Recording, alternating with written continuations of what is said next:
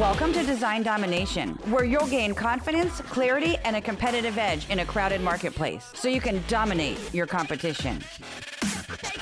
Hi, and thanks for tuning in. I'm Colleen Gratzer, and this is the 200th episode of Design Domination, and I'm so excited about that.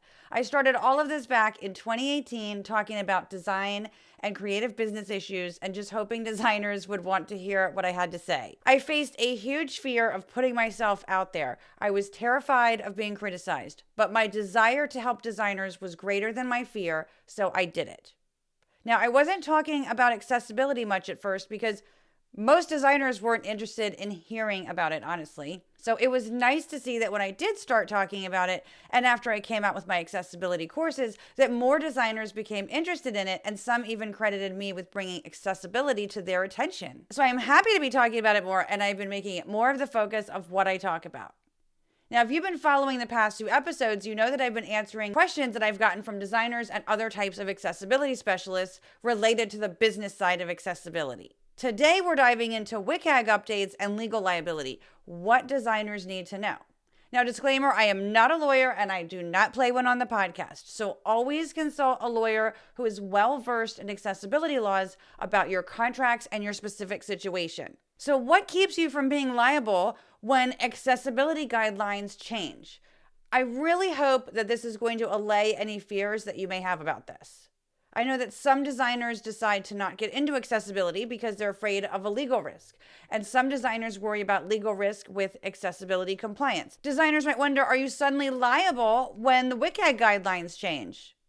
And by the way, I really shouldn't say WCAG guidelines because it's redundant, since WCAG stands for Web Content Accessibility Guidelines. So it feels strange sometimes to just say WCAG depending on how it's used. So if you hear me say WCAG guidelines, now you know why. So let's talk about this for a minute. A lot of designers think the accessibility guidelines are always changing. I think that they think this is the case because of all the confusion with the laws over like the past 9 years, right, surrounding what accessibility applies to. There's been a lot of change and upheaval in this space, but the accessibility laws are not the same as accessibility guidelines.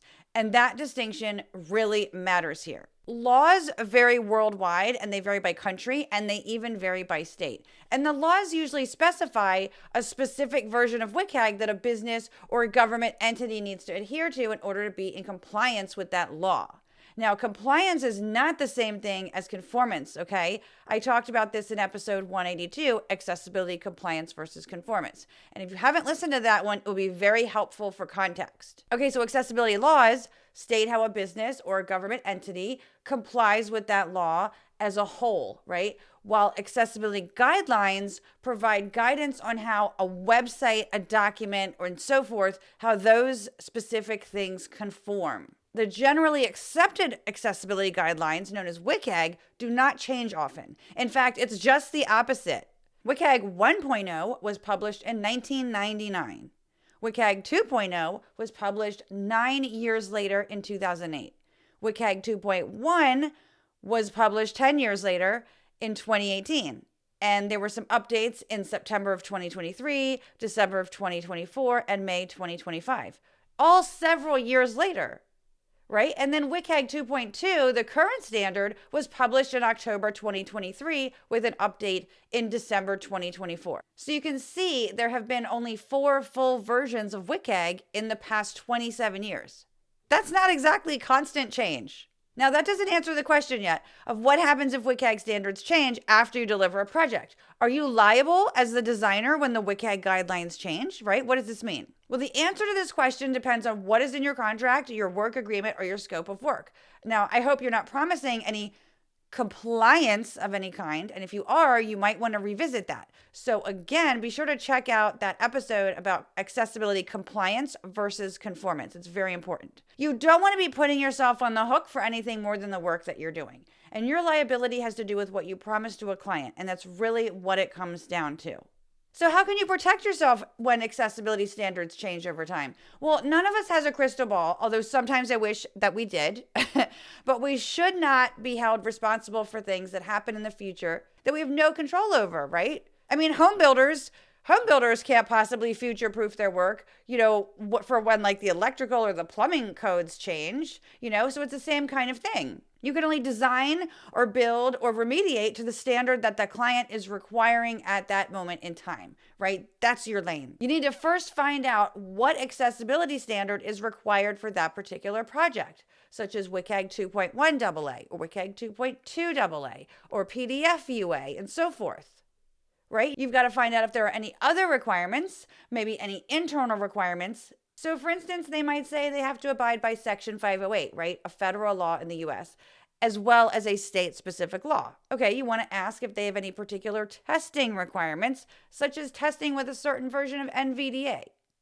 And you should always perform all necessary methods of PDF accessibility or website accessibility testing. But if the client has a specific requirement, you can make sure that you will test that way as well, right? So then in your contracts for accessibility work, you want to include all of this information, right? You want to be sure to put it all in writing so it's clear to both parties. Clear expectations protect everyone, right? You know what you're being held to, and the client understands what they should expect to get from you. And when the WCAG standards do change, then you can take that as an opportunity to reach out to clients, right? New clients, past clients, existing ones, and let them know that the accessibility guidelines have been updated and how you can help them with that. And that positions you as an expert, and it means more work for you. If you want to stand out from other designers, increase the value of your work, and charge more, check out my accessibility courses for graphic designers, web designers, and developers. Go to creative-boost.com/courses.